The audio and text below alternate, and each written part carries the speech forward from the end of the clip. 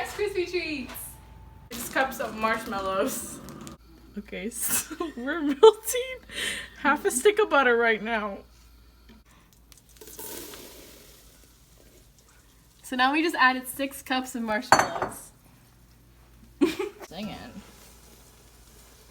So we almost completely melted the marshmallows, but it's still a little bit lumpy. We're adding 6 cups of Rice Krispies.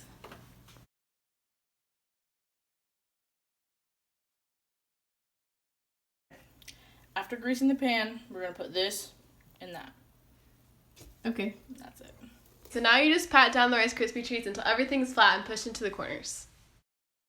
So you can add M&Ms if you want. We are, because we're extra. So if you are, just put them in like right on top. Don't mix them in or else they melt. Okay, so now we're gonna put the Rice Krispie treats in for 1 to 2 hours. So these are our finished Rice Krispie treats.